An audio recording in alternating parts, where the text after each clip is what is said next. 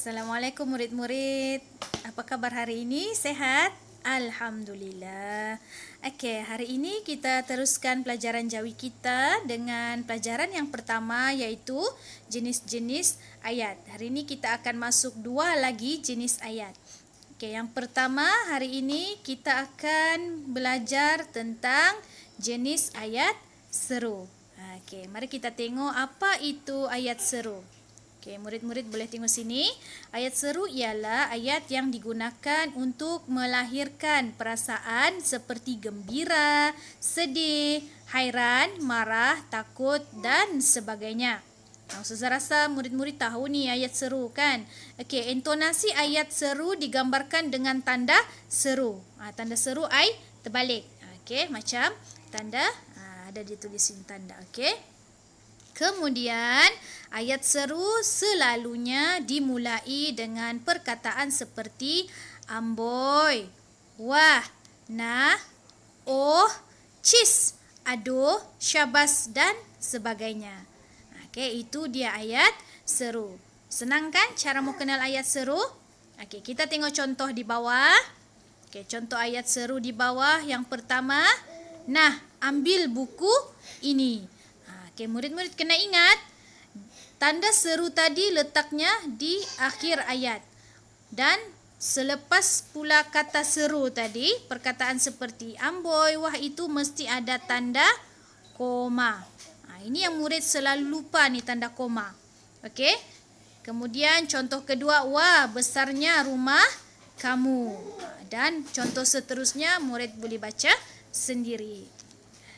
Okey, seterusnya kita pergi pula kepada ayat yang kedua iaitu ayat tanya ataupun ayat soal. Apa dia ayat tanya atau ayat soal? Murid-murid tengok sini. Iaitu ayat yang diucapkan untuk tujuan mengemukakan sesuatu pertanyaan yang dimulakan dengan perkataan apa, siapa, bila, mana, bagaimana, mengapa dan sebagainya. Berapa, okey? Tanda soal, okey, tanda soal diletakkan pada akhir ayat tanya. Okey, murid-murid. Murid-murid kena ingat untuk ayat tanya, tanda soalnya terbalik. Okey, jangan tersilap.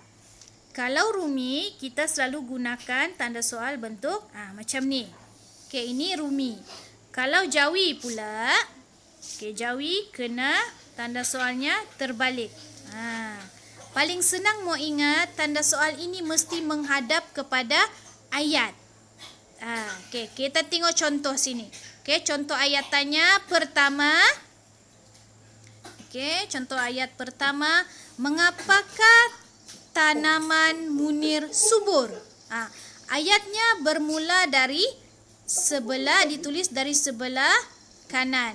Jadi, tanda soal tadi mestilah menghadap ke kanan. Okey? Jelas ya murid-murid? Faham? Okey. Baik.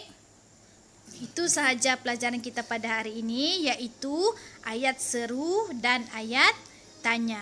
Okey, contoh-contoh ayat ni murid-murid boleh baca di rumah dan ingat. Okey, ingat macam mana cara kita mau kenal ayat seru tadi? Okey, iaitu di akhirnya ada tanda seru dan di depannya ada beberapa perkataan khusus. Okey, ini sebagai identiti kita mau kenal ayat seru. Okey, manakala bagi ayat tanya pula, identitinya paling senang ialah ada tanda soal di akhir ayat. Okey, sekian sahaja pelajaran kita pada hari ini. Assalamualaikum warahmatullahi wabarakatuh.